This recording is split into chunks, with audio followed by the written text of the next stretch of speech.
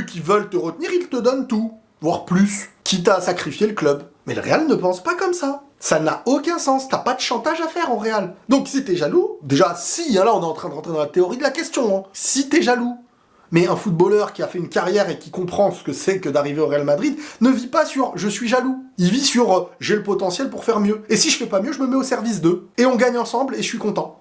C'est ça le Real Madrid. Avec les projections de Bellingham et parfois celles de Valverde, le Real a une énorme présence dans la surface adverse. Or, ça rend le Real vulnérable sur les contre-attaques. Qu'en penses-tu? Bah, c'est ce que je dis en fait quand j'évoque un milieu à 3 et un Bellingham qui apporte offensivement. Après, attention, heureusement que t'as quand même... vous savez, hein, on peut cracher sur qui on veut dans le club, mais quand t'as des Tchouaméni devant la défense, ils arrivent quand même à compenser l'aspect défensif, l'aspect sans ballon. C'est l'aspect avec ballon qu'il faut mieux ressortir, mieux travailler. Mais sans le ballon, les Carvajal, Mendy, Tchouaméni, Rudiger et Militao, dans le monde entier, pour moi, tu ne fais pas mieux défensivement de cette addition. Tu ne fais pas mieux. Mendy à son poste, il n'y a pas un meilleur défenseur à son poste, en arrière-gauche.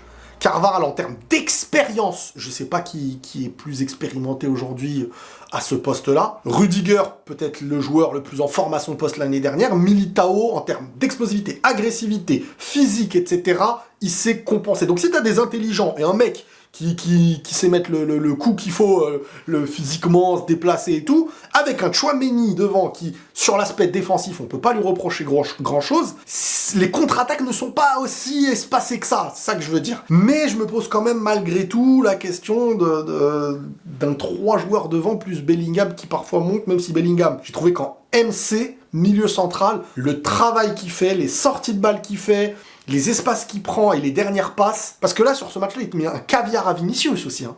Que Vinicius, derrière, il peut aller marquer et ça ferait 2 passes pour Bellingham dans un match de folie, de malade mental. Hein. Donc, la question du Ballon d'Or, je la lisais là. Oui, je pense que c'est Vinicius, mais j'ai rarement vu dans la même équipe 2 joueurs qui sont tellement proches du Ballon d'Or, et ça va être un des 2 qui l'aura, franchement. Donc, globalement, je suis quand même très hypé. Je reste les pieds sur terre. Les gars, faut pas s'enflammer, la saison n'a pas démarré. Championnat, tu perds 1-2 matchs, l'autre en face, ils sont réguliers, l'Atlético, ils se sont renforcés, le Barça en championnat, Barça c'est le questionnement, soit ils partent en crise, ils sont capables, soit ils peuvent te faire un championnat où ils te perdent pas beaucoup de points, ils sont capables. Tout simplement, les 2 dernières années, ils te font un championnat de fou, avec la meilleure défense. L'année d'après, ils ont une défense cata. Championnat où ils gagnent. L'année d'après, ils perdent. Championnat, c'est aussi une régularité. Tu perds à un moment donné du souffle, l'autre, il te prend de la vitesse. Mentalement, t'es plus dedans. Et puis voilà. Là, tu vas quand même avoir plein d'équipes capables de pouvoir te prendre des points.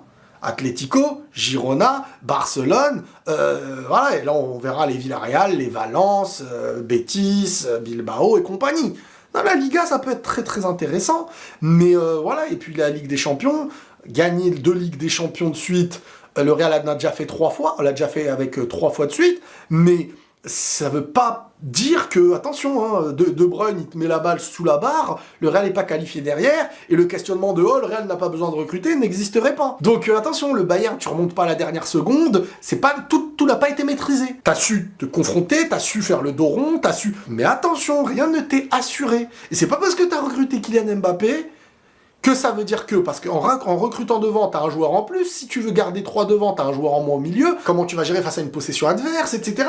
La saison, elle est longue, les gars, attention, t'es pas assuré de taper le Barça dans les Classicos, t'es pas assuré de taper l'Atlético, t'es pas assuré de gagner le championnat, parce que sinon, le foot, ce serait pas le football. Tout simplement. Et Bébert, lui, par exemple, il comprend rien, tu vois, c'est... Mais il est sympa, c'est un chic personnage, quoi, c'est... Il mange, il mange. Bon, prenez tous soin de vous les amis, et la paix sur vous.